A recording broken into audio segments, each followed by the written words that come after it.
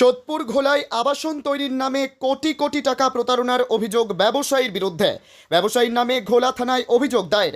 সোদপুর মধ্যগ্রাম রোডে এক আবাসন তৈরির নামে কোটি কোটি টাকা প্রতারণার অভিযোগ উঠল মৃত্যুঞ্জয় ভঞ্জ ও জয় নামের এক ব্যবসায়ীর বিরুদ্ধে।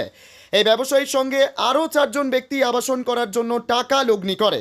সেই ব্যক্তিদের টাকা না দিয়ে কোটি কোটি টাকা প্রতারণা করে মৃত্যুঞ্জয় ভঞ্জ নামের ব্যবসায়ী।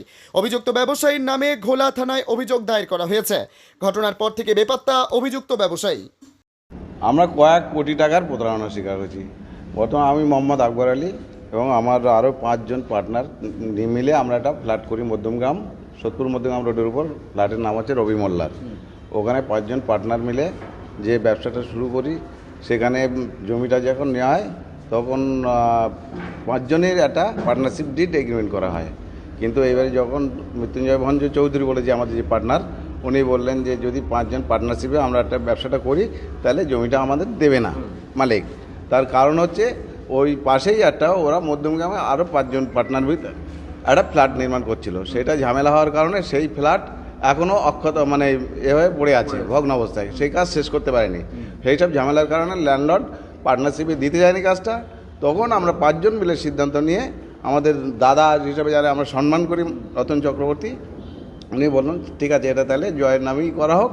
এবং এর জন্য জয় যেহেতু ওর নামে করা হচ্ছে, প্লাস দেখাশোনাও করবে দায়িত্ব নিয়ে, ওকে আমরা যে তো 20% করে শেয়ার, সেখান থেকে আমরা 1% করে 4 জন ছেড়ে দিয়ে ওকে 24% শেয়ার করে দিই।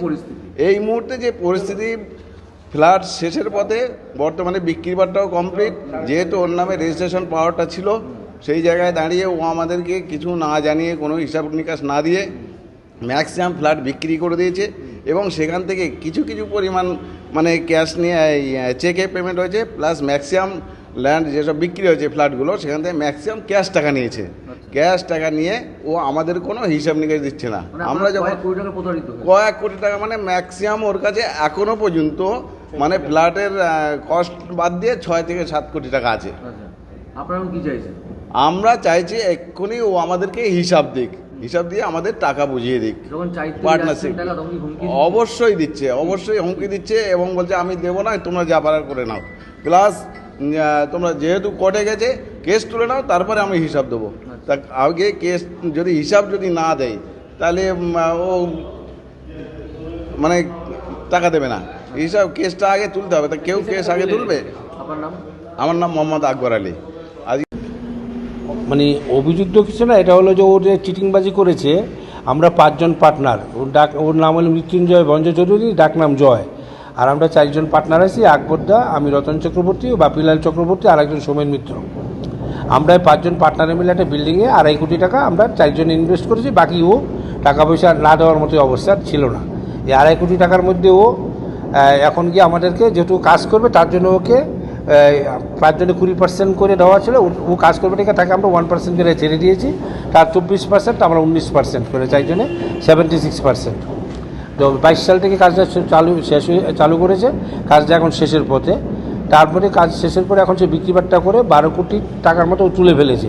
তো বিল্ডিংয়ে 5-6 কোটি টাকা খরচ হয়েছে। এখন এই আমরা তার থেকে হিসাবপত্র কিছু পাই নাই। আমাদের একটা মিস্টেক হতে পারে যে আমরা বিশ্বাস করে তার নামে জমির পাওয়ারটা দিয়েছিলাম। এরপরে আমাদেরকে কোনো যোগাযোগ করে না, কাগজপত্র ওর নামে করার পর থেকে। এখন ওই 12 কোটি টাকার মধ্যে বাকি টাকার কোনো হিসাব নেই, কিছু নেয়নি। সবাইকে মাল মেটেরিয়াল বাবদ ওকে 20 লাখ, ওনাকে 20 লাখ টাকা দিয়েছে, আমাকে সামান্য 6 লাখ টাকা দিয়েছে।